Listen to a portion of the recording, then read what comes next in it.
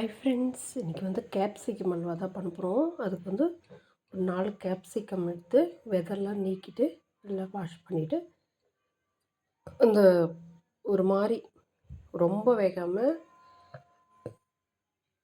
ஒரு 10 நிமிஷம் வெந்தால் போதும்.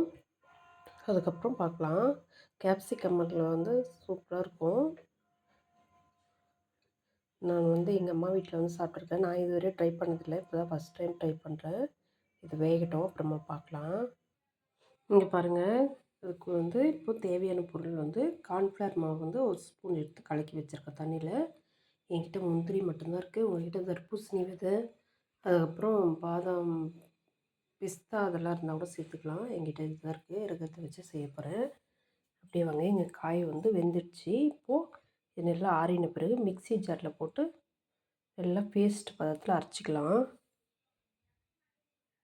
இங்கே பாருங்கள், ஒரு பாத்திரத்தில் வந்து நெய் கொஞ்சம் ஒரு 2 டேபிள் ஸ்பூன் நெய் விட்டுருக்கேன்.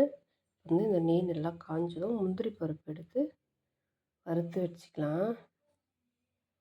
பாருங்க, முந்திரி பருப்பு வந்து ரொம்ப கருகுதுன்னா உங்களுக்கு வதங்கிடுச்சு. இப்போ வந்து கேஸ் ஆஃப் பண்ணிவிட்டு தனியாக எடுத்து வச்சுட்டு இப்போ அதை ஆறின பிறகு அந்த பேஸ்ட் வந்து இந்த நெய்லேயே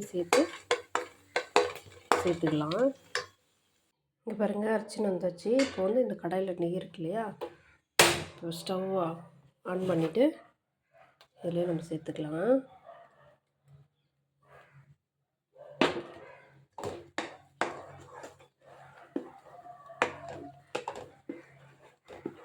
சேர்த்துட்டு ஒரு 10 நிமிஷம் வந்து அப்படியே இருக்கட்டும்.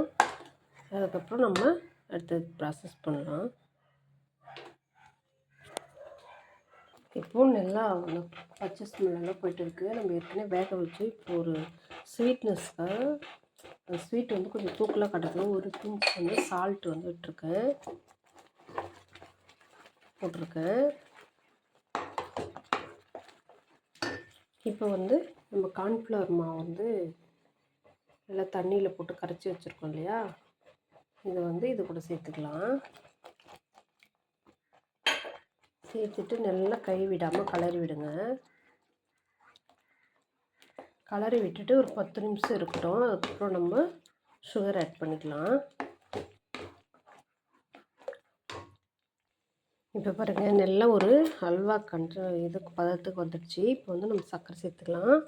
சர்க்கரை வந்து அளவெல்லாம் கிடையாது, நான் கையால் தான் எடுத்து போடுறேன். இங்கே பாருங்கள், உங்கள் ஸ்வீட்னஸ்க்கு ஏற்றப்போல போட்டுங்க.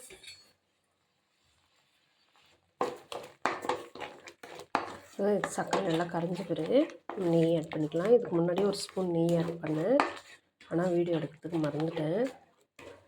நீங்கள் சர்க்கரை நல்லா இது பண்ண பிறகு ஒரு 2 டேபிள் ஸ்பூன் நெய் தாராளமாக போட்டுங்க. அல்வா அப்போ தான் நல்லாயிருக்கும். பாருங்கள், இந்த டைமில் வந்து ஒரு ஸ்பூன் கீ போட்டிருக்கேன். அந்த வீடியோ வந்து போடும்போது எடுக்க முடியல, ஃபோன்லேயே எடுக்கிறதுனால. அவ்வளோதான், இப்போது அல்வா ரெடி ஆகிடுச்சு. இப்போ முந்திரி உங்கள்கிட்ட என்ன நட்ஸ் இருக்கோ அது போட்டு இறக்கிட்டு சுட சுட கேப்சிகம் அல்வா ரெடி ஆகிடுச்சு. நீங்களும் ட்ரை பண்ணி பாருங்கள். பாய்.